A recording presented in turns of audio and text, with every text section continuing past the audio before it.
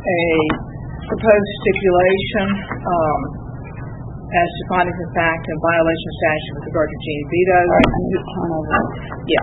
I'm going to turn over the gavel. I have recused myself from this issue that was discovered in the bankruptcy proceeding filed by New Orleans Auction Gallery, that the escrow account went into deficit and NSF checks were issued as a result of that fact. Further, that consignors were not paid within 60-day period, the 30 to 60-day period involved, until the bankruptcy was filed by New Orleans Auction Gallery, which resulted in the establishment of an escrow account under the control of the bankruptcy court, as well as the you came to us on the question of the fact that because of the deficit in the escrow account, that consignors are not being paid timely. And we had a number of complaints filed with the office. All those were taken care of, I understand.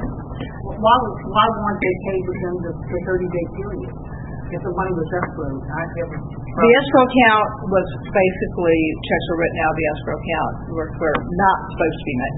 In other words, they were written out of the auctioneer's account or the escrow account for the auctioneer's own personal use. For the company's use, as far as they paid expenses out of there for the company. Was there more than one auctioneer operating this company, or is it just one? Just one. There's just one owner. Now, Tessa was an auctioneer working for the company and was salaried. And we there was probably some conversion of funds here somewhere. Yes, there was. And that's a serious account. Yes, it is. Yeah. So it would be up to the board as to whether they want to entertain a stipulation or have a full hearing. I would vote for a hearing on this, because I think any time that you don't make an accounting of funds to consignees, I think that's a very serious matter. It amounts to conversion of funds. You put that in the motion. I'd like to put that in the motion, yes, sir. Motion made that the board set a full hearing for New Orleans Galleries and Gene Vidos. Do I hear a second? Second. Motion made and seconded to have a full hearing for New Orleans Gallery and Gene, is his name Gene Vidos.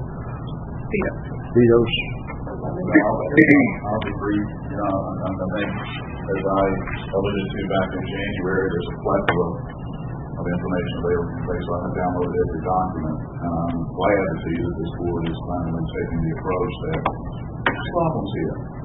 And there's been some problems here. There's some problems here for almost a year. So I think Ms. Jacobs' point is very well taken, that this board is a referee of that. And I am really glad to see that finally, almost a year after the bankruptcy took place and the obvious problems were there, the board's looking into it.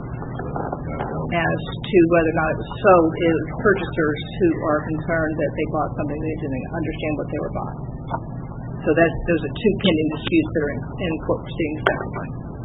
To me, is not as important as making a consignor whole. Well, the consignors already got paid, and Mr. Schaftenberg set up with 460 whatever. I understand that Gene Vidos' license was not renewed. That's right. By the board as of the first of the year. That's correct. But New Orleans Auction Gallery was issued a firm license to someone. Who was the owner of record that his firm license was registered? The corporation itself, it does not, because it's in bankruptcy, it's not, it's theoretically, Ms. Vidos has stock in it as well as others.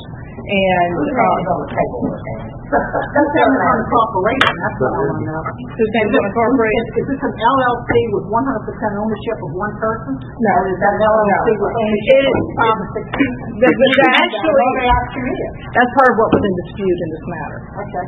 But that's what I'm saying. It's because it was a separate entity, and because all of these matters being resolved by the bankruptcy court, because there were individuals who came in and said, I have an ownership interest, I gave money to them, I shouldn't have stock.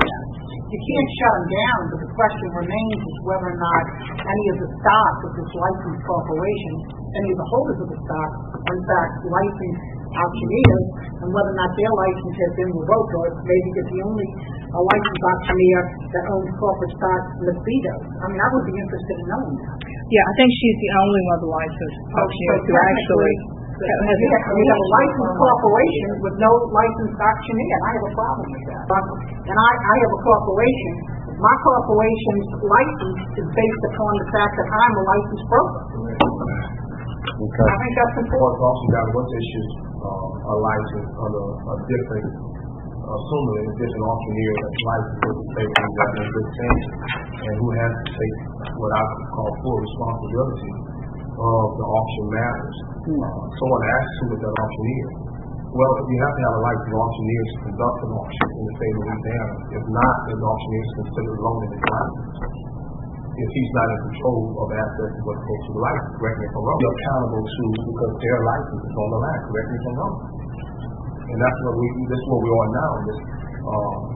Well, I don't know, Freddie. I mean, you was on the board when they voted to give the license, so that happened last year. In fact, right after I got on the board, you sat there and voted for it. I wasn't aware that New Orleans, Ms. Dills did not renew a license, and I wasn't aware that someone else had stepped up to the plate to put their license in place.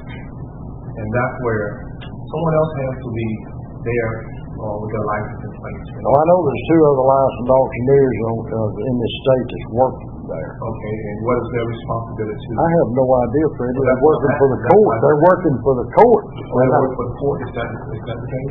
I mean, they're debtor in possession. They're working under the control of the court.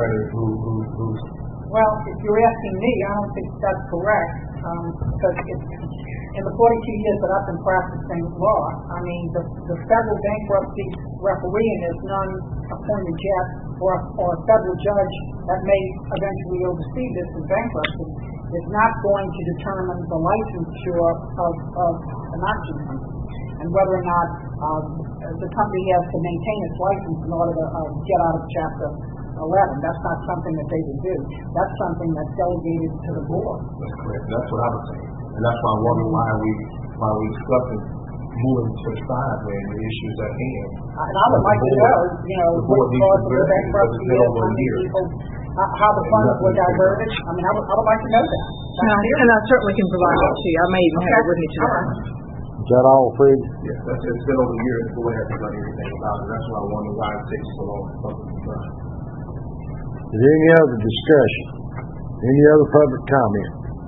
Hearing none, the board will proceed to vote. I'm going to ask Ms.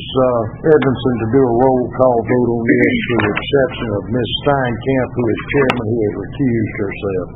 Mr. Bordelon? Yes. Mr. Brister? Yes. Ms. Jacobs? Yes. Mr. Little? Yes. Mr. McMillan? Yes. Mr. Sims? Yes. Motion is passed.